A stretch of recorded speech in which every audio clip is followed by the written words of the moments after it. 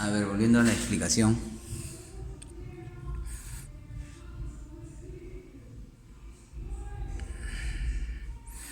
Volviendo a la explicación. En verde, en la parte inferior, tenemos el consumo de amperaje.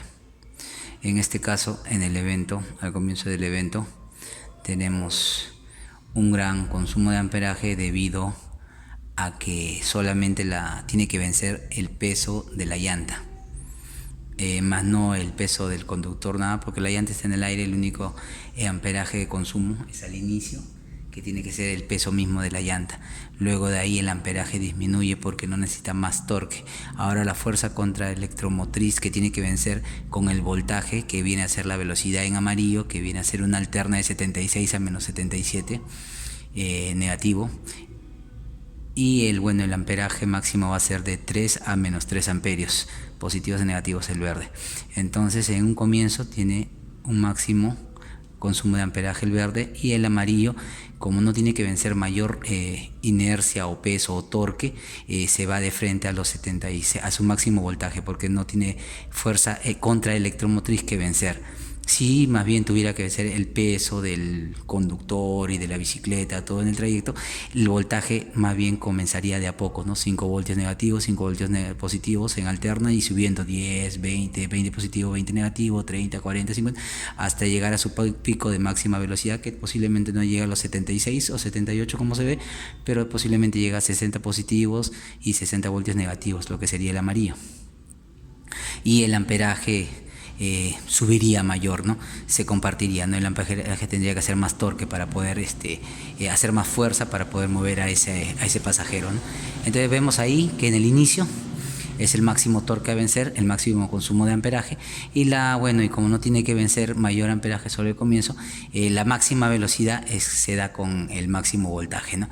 Y como se da la máxima velocidad, se mantiene la máxima velocidad, y con el transcurso del tiempo, voy a adelantarlo un poco hasta por casi el final.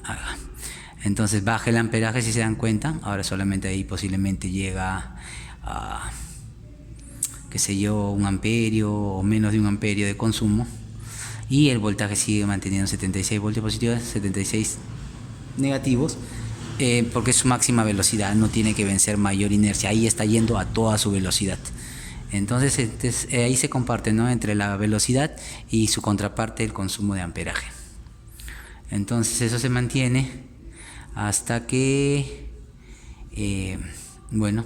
ya yo desacelero, no hay, la llanta se detiene, no hay torque que vencer, está detenida prácticamente la llanta por acá. A ver, ahí no hay consumo. El voltaje también. El voltaje va a desaparecer cuando la llanta se detenga, perdón. ¿Vio? Se desapareció el voltaje. Y el amperaje, no hay consumo, todo esto, hasta que nuevamente hago otro siguiente evento, ¿no? Hasta ahí que vuelvo nuevamente a repetir. Vuelvo a acelerar, ahí viene. Vuelvo a acelerar y de golpe va a ser todo el voltaje, de golpe, la máxima velocidad, que va a ser en cuestión de menos de un segundo, y el máximo amperaje que consumo solamente al inicio, porque es el que tiene que vencer la única inercia del peso de la llanta en el aire, ¿no? Entonces el voltaje se va rápidamente a los 76 positivos y negativos, que es la máxima velocidad, y redundo, ¿no? Y el amperaje solamente al comienzo, el máximo amperaje, ¿no?, que posiblemente llega hasta picos de 4 amperios positivos y 4 amperios negativos, y el voltaje siempre es 76 a 76 negativo, ¿no?